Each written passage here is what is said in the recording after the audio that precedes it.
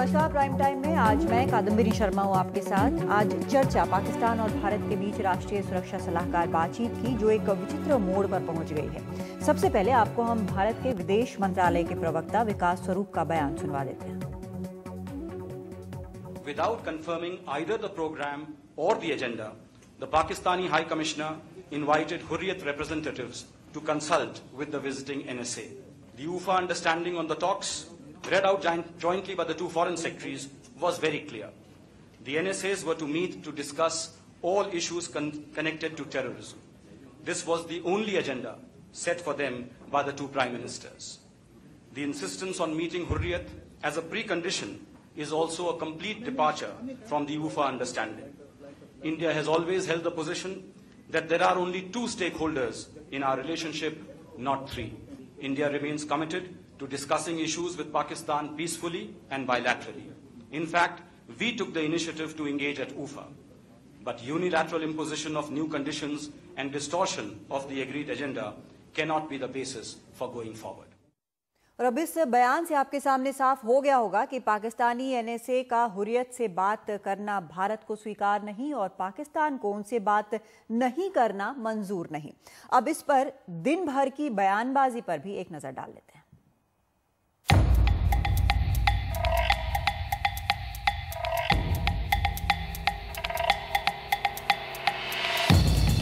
जब इसका फैसला हुआ था कि ये बातें होंगी, वो मॉस्को में हुई थी।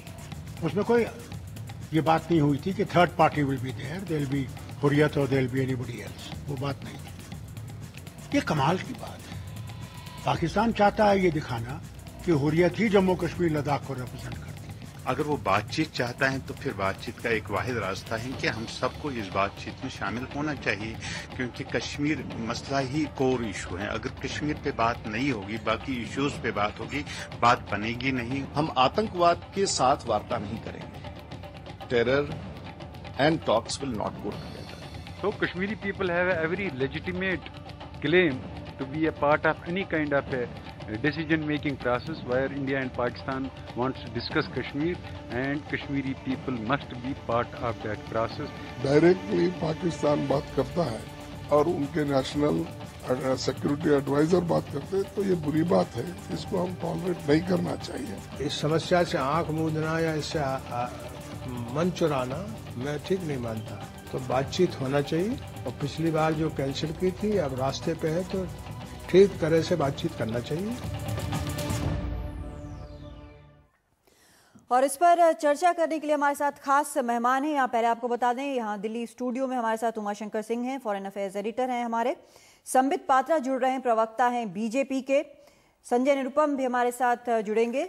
सुशांत सरीन है हमारे साथ, रक्षा विशेषज्ञ हैं। और मदन मंटू हमारे साथ जुड़ रहे हैं, जम्मू से प्रवक्ता हैं नेशनल कॉन्फ्रेंस के। लेकिन सबसे पहले अभी जो ताज़ा डेवलपमेंट है वो हम उमाशंकर से पूछ लेते हैं। उमा, अभी आप एक खबर बता रहे थे, उसको जरा विस्तार से बता दीजिए। ये देखिए कादम्बिनी, वैसे तो सुबह से ही जो आज का जो दिन है वो भारत और पाकिस्तान के कूटनीतिक इतिहास में एक वनडे मैच की तरह जाना जाएगा, जिसमें पहला ओवर की जो शुरुआत है वो सुबह हमारे जो विदेश मंत्रालय के प्रवक्ता हैं विकास स्वरूप, उन्होंने शुरुआत की थी। और अभी जो आखिरी एक ओवर फेंका गया, आखिरी ओवर तो अभी बाकी है, अभी एक जो ओवर फेंका गया है वो पाकिस्तान की तरफ से। पाकिस्तान के जो सूत्र हैं वो बता रहे हैं कि 9:30 बजे, सोमवार सुबह 9:30 बजे का टाइम दिया गया है गिलानी को, सैयद अली शाह गिलानी को सरताज अजीज से मिलने का। और बाकी जो सेपरेटिस्ट लीडर्स हैं उनकी तयशुदा मुलाकात तो संडे को शाम को 6 बजे जो रिसेप्शन है उस पर तो होनी है। तो अब वो प्रोग्राम के साथ खुलकर बाहर आ गया है पाकिस्तान, और वो ये दिखा रहा है कि चाहे भारत का इतराज जो भी हो, हम मिलने जा रहे हैं। तो ये ताज़ा अभी जो अपडेट है वो ये है कि पाकिस्तान, जो हम बात कर रहे हैं कि 23 तारीख को बात होगी संडे को, तो 23 का क्या है प्रोग्राम, क्या है? जी देखिए, इसमें भी अभी तक कन्फ्यूजन है। 23 और 24 दो डेट्स भारत की तरफ से दी गई थी और ये हुआ था कि 23 को ये मुलाकात होगी। लेकिन जो जानकारी अभी आई, हालांकि तय प्रोग्राम अभी तक दोनों ही एनएसए के बीच मुलाकात की जो वक्त है वो अभी तक दोनों ही तरफ से ऑफिशियली कम्युनिकेट हम लोगों को नहीं किया गया है कि कितने घंटे होगी और कब होगी। लेकिन इतना जरूर हमें कहा गया है पाकिस्तान सूत्र की तरफ से कि जो 9:30 बजे सोमवार की जो मुलाकात हो रही है वो एनएसए लेवल टॉक्स से पहले हो रही है। तो पूरा जो अब जो माजरा समझ में आ रहा है वो यही कि जो भारत को इस बात पे जो पहले ऐतराज़ नहीं था, जो सूत्रों के मुताबिक हमें पता चली थी कि अगर वो टॉक्स के बाद मिलते हैं तो हमें ऐतराज़ नहीं है, तो वो बात रविवार शाम 6 बजे की थी। लेकिन क्योंकि टॉक्स 2 दिनों में स्प्रेड कर रहा है, तो इसलिए बाद में फिर भारत इस बदले हुए रुख के साथ सामने आया और खुलकर आधिकारिक तौर पे उसने बयान दिया कि चाहे पहले हो या बातचीत या बाद में हो, हमें मंजूर नहीं है। तो अब यह मामला पूरी तरह से फंस गया है, क्योंकि अब पाकिस्तान जो है वो प्रोग्राम के साथ सामने आ गया कि हम हुर्रियत से और सैयद अली शाह गिलानी से तो मिलने जा ही रहे हैं। यानी कि जो हम कुछ देर पहले चर्चा कर रहे थे कि जो स्थिति जिस मुकाम पर दोनों ही देश आकर खड़े हैं आज की तारीख में, जो स्टेटमेंट्स, जो ऑफिशियल स्टेटमेंट्स दोनों की तरफ से आए हैं कि हम इस स्टैंड से पीछे नहीं हटेंगे, हम इस स्टैंड से पीछे नहीं हटेंगे, दोनों का ये कहना है।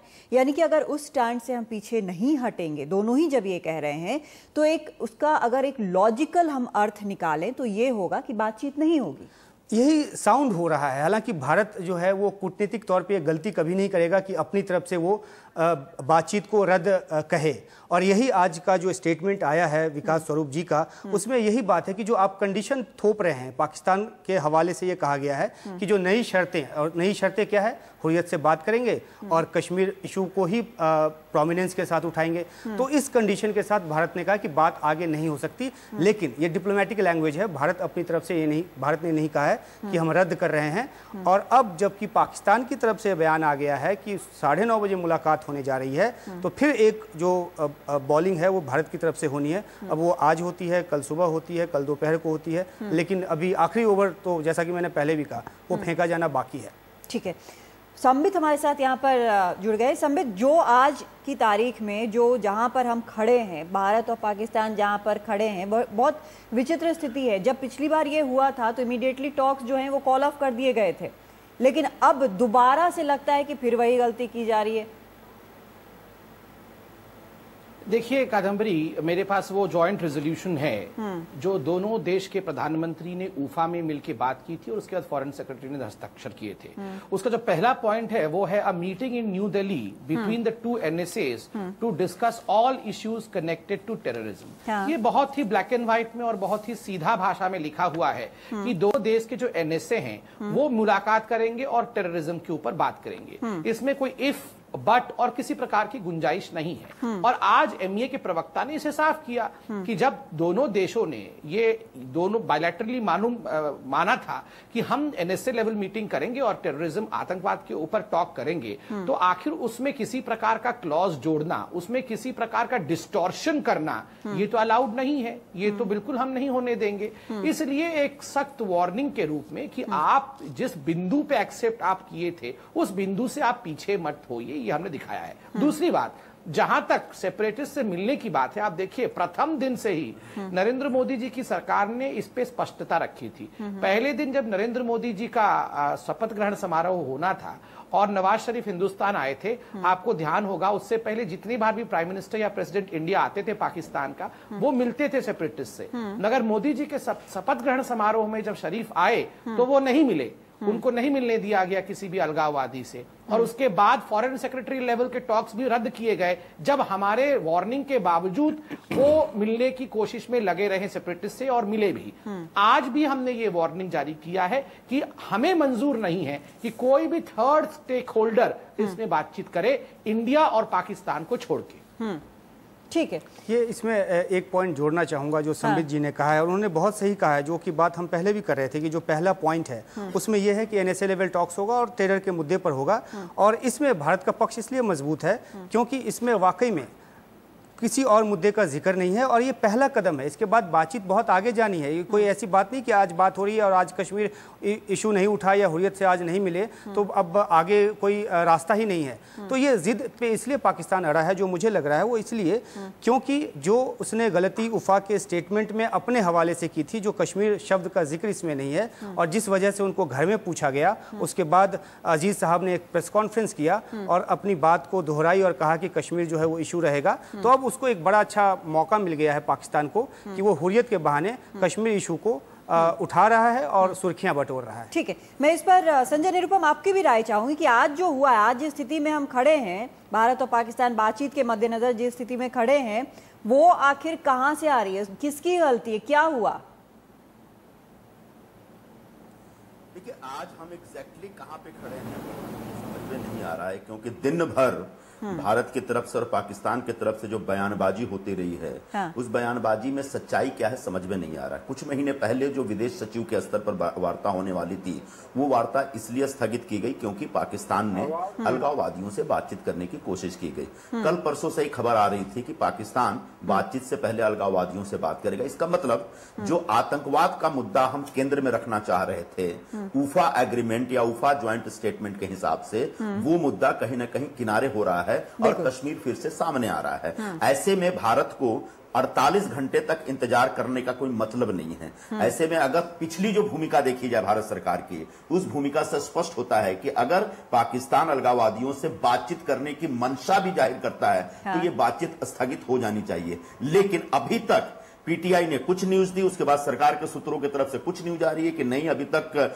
बातचीत टाली गई है या कैंसिल की गई, रद्द की गई है, ऐसा कुछ नहीं कहा जा सकता। मुझे लगता है कि पाकिस्तान को लेकर के भारत सरकार की पूरी सोच, पूरी नीति, पूरी जो कवायद है वो थोड़ी सी कंफ्यूज सी है। बहुत स्पष्टता नहीं दिख रही, बहुत क्लैरिटी नहीं दिख रही है। हाँ, ये भूमिका भारत की प्रारंभ से रही है कि भारत और पाकिस्तान के बीच जो विवादास्पद विषय है उसमें हम दो ही स्टेक होल्डर्स है, कोई तीसरा नहीं हो सकता। और अगर तीसरा कोई आने की कोशिश करता है, इसका मतलब, या किसी को लाने की कोशिश कोई पाकिस्तान करता है, इसका मतलब पाकिस्तान बातचीत के संदर्भ में बातचीत के लिए इंटरेस्टेड नहीं है। और भारत को सख्त भूमिका लेनी चाहिए कि इन शर्तों पे बातचीत का कोई प्रश्न ही नहीं उठता।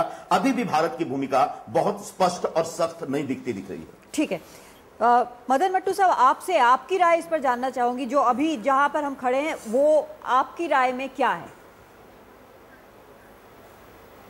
बहुत दुखदायक स्थिति है। हम जम्मू कश्मीर में ये मानते हैं कि पाकिस्तान और भारत को आपस में बातचीत करनी चाहिए जी। बातचीत इसलिए करनी चाहिए क्योंकि बॉर्डर्स पर बहुत बड़ा तनाव बना हुआ है इस वक्त। हमारे लोग सफ़र कर रहे हैं। हम ये उम्मीद रखते हैं कि जब बातचीत होगी तो शायद बॉर्डर शेयरिंग बंद हो जाएगी। आप देख लीजिए, हाल ही में बालाकोट में 6 आदमी हमारे मारे गए। लोग पलायन कर रहे हैं, सेफ जगहों पर जा रहे हैं, हर एक एक्टिविटी बंद हो चुकी है। तो इसमें बातचीत के सिवा और कोई दूसरा चारा तो है नहीं। लेकिन क्या आपको लगता है कि जिस तरह से हुर्रियत को बातचीत के लिए बुलाया गया है और जो एक स्टैंड लेकर यहाँ पर भारत सरकार कह रही है कि शर्त पर बात हम नहीं करेंगे, ये किस हद तक जस्टिफाइड मान रहे हैं आप? हम चाहते हैं कि हुर्रियत वालों को इस पर जिद नहीं करनी चाहिए, उनको नहीं मिलना चाहिए।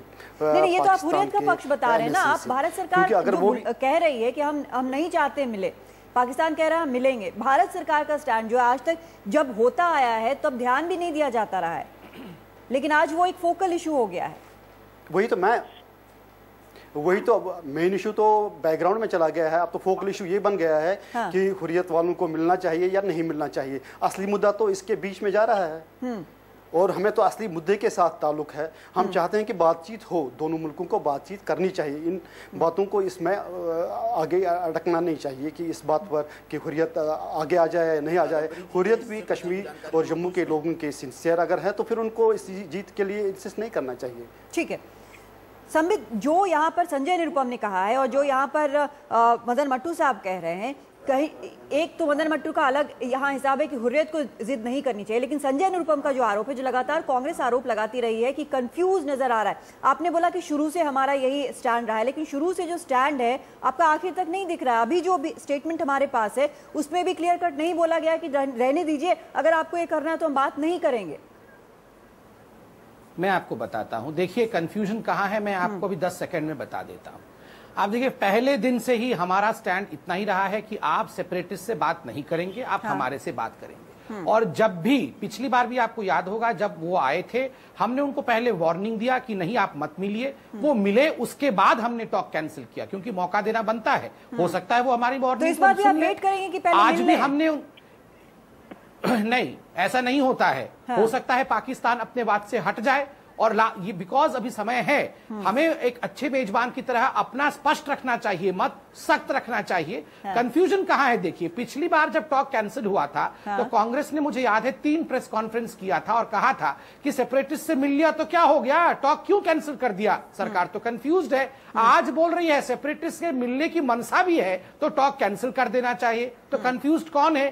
एक तरफ पाकिस्तान कंफ्यूज्ड है और दूसरी तरफ हिंदुस्तान में कांग्रेस कंफ्यूज है। ना पाकिस्तान में कोई कंफ्यूजन नहीं है, पाकिस्तान में कोई कंफ्यूजन नहीं है। जो कंफ्यूजन है आप क्लियर करें। पाकिस्तान में भारी कंफ्यूजन है, बताता हूं पाकिस्तान में कैसा कंफ्यूजन है, बताता हूं। पाकिस्तान ने पहले ऊफा में वो डॉटेड लाइन में साइन किया जो मैंने आपको पढ़ के सुनाया, जिसमें कि उनका था कि नहीं भैया केवल टेरर पे बात होगी और कोई विषय पे बात नहीं होगी। उस डॉटेड लाइन में कहीं नहीं लिखा हुआ था कि आप हुर्रियत से बात नहीं करेंगे। संबित ये कहीं नहीं लिखा था ना, उन्होंने कहा। मैं आपको पढ़ के तो सुनाया ना,